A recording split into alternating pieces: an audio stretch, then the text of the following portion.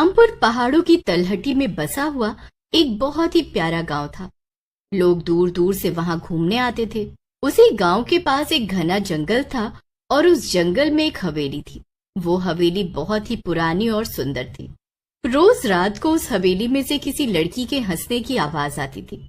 इस वजह से गांव वाले उस हवेली से इतना घबराते थे कि रात में उस हवेली के पास से भी नहीं गुजरते थे। चंदू नाम का एक गांव वाला वहां से गुजर रहा होता है। चंदू जैसे ही हवेली के गेट के पास पहुंचता है, एक जोर से हवा का ठंडा झोंका आता है। चंदू खुश हो जाता है। अरे वाह, कितनी ठंडी हवा का झोंका है। भरी गर्मी में सर्दी का एहसास करवा दिया, मजा आ गया।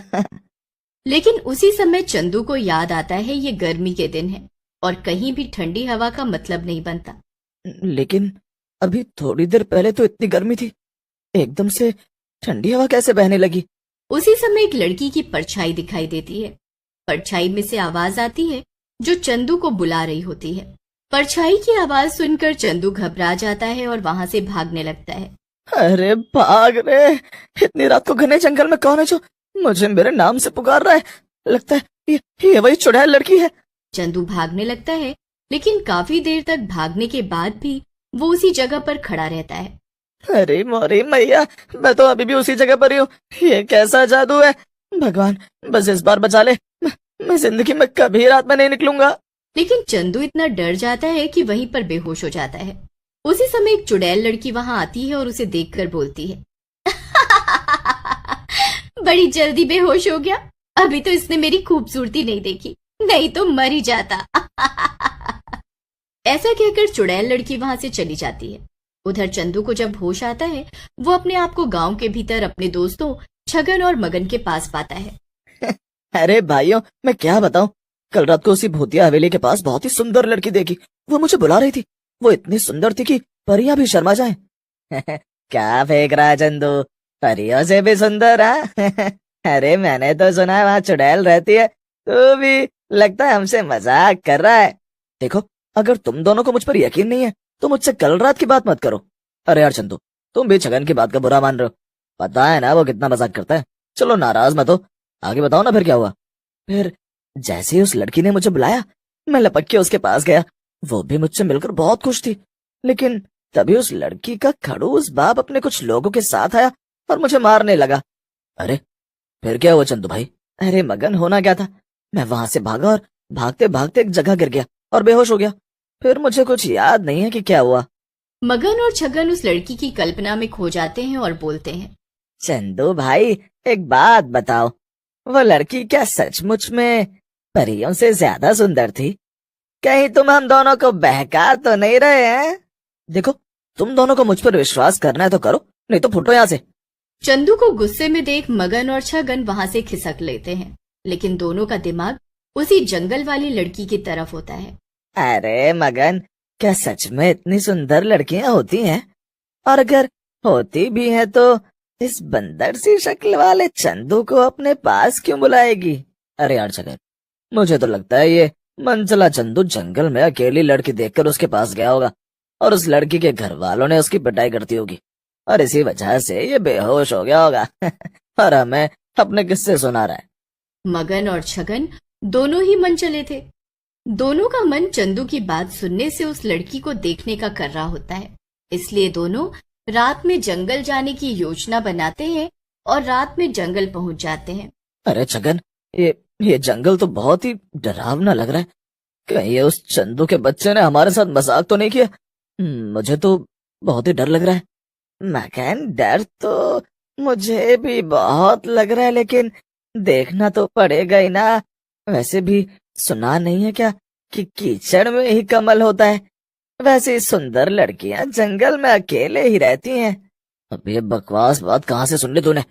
कौन से बाबा ने बताई तेरे को ये बात कि सुंदर लड़कियां जंगल में रहती हैं?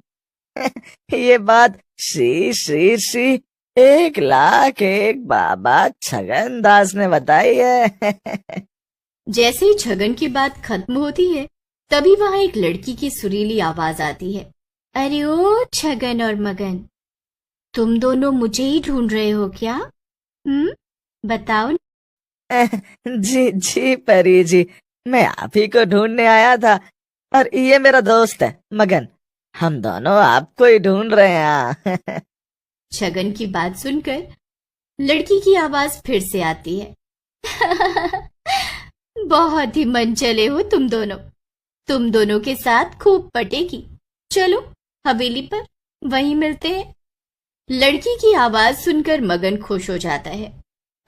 वाह, हवेली पर तो मैं मतलब हम दोनों चलना चाहते हैं, लेकिन आप भी तो सामने आ जाओ।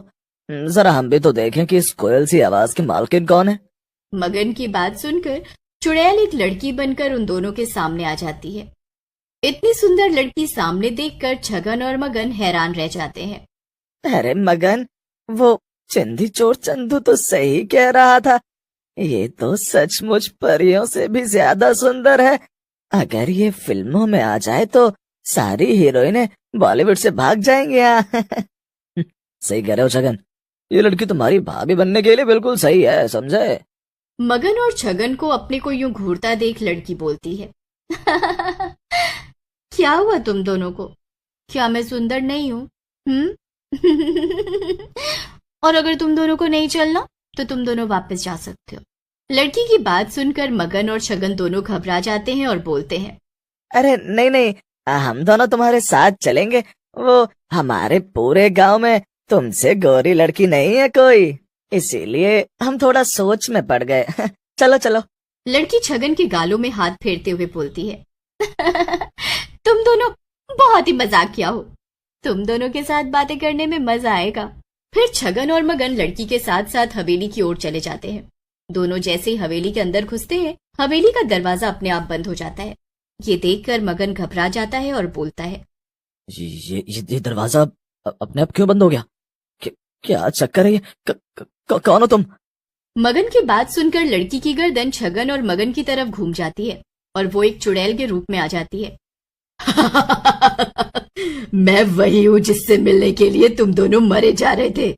अब सामने आ गई हूँ तो घबरा रहे हो। चुड़ैल को देखकर छगन और मगन की हालत डर के मारे खराब हो जाती है। दोनों हवेली से भागने की कोशिश करते हैं, लेकिन हवेली का दरवाजा बंद होने की वजह से भाग नहीं पाते। कहाँ भाग रहे हो मेरे जमुरो? तुम दोनों यहाँ आ तो गए हो, लेकिन जाओगे मेरी मर्जी से ही। चुड़ैल उन दोनों को बांध देती है और बोलती है, तुम दोनों अब मेरा शिकार हो। अगली अमावस्या पर तुम दोनों की बलि देकर तुम दोनों का नरम नरम मांस खाऊंगी। फिर चुड़ैल वहां से चली जाती है। चुड़ैल के जाने के बाद मगन और छगन आपस में बातें करने लगते हैं। ये सब उस चंदू चोर का किया धरा है। एक बार मुझे मिल जाए, मैं उसका गला दबा दूंगा, छोड़ूंगा नहीं मैं उसे। गुस्सा मत हो छगन, तू उसे तब पकड़ेगा जब यहाँ से जिंदा बाहर जा पाएगा। नंदू की बात सुनकर वहां खड़ा चंदू सरपंच और नंदू को सारी बात बताता है, जिसे सुनकर सरपंच जी बोलते हैं, तुम बहुत बड़े मूर्ख हो चंदू। अपने जरा से मजाक के लिए तुमने 2 जिंदगियां खतरे में डाल दी। आपका गुस्सा होना जायज है सरपंच जी, मैं उन दोनों को जरूर ढूंढ कर लाऊंगा, चाहे कुछ भी हो जाए। रुक जा चंदू, मैं भी तेरे साथ चलता हूँ। अब कुछ भी हो, हम दोनों मिलकर उस चुड़ैल का आतंक इस गांव से खत्म कर देंगे। ऐसा कहकर नंदू और चंदू जंगल की ओर चल पड़ते हैं। रास्ते में उन्हें शिव भगवान का मंदिर मिलता है। नंदू मंदिर से शिव भगवान का त्रिशूल ले लेता है। दोनों हवेली के बाहर पहुंच जाते हैं। फिर चंदू और नंदू हवेली की दीवार कूदकर अंदर चले जाते हैं। अंदर उन्हें छगन और मगन बंधे हुए दिखते हैं, लेकिन उन दोनों के कुछ करने से पहले ही वहां चुड़ैल आ जाती है और बोलती है,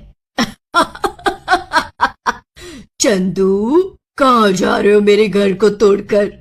तुम दोनों को तुम्हारी मौत यहाँ खींच लाई है। हम दोनों तो मरने के लिए ही आए हैं यहाँ।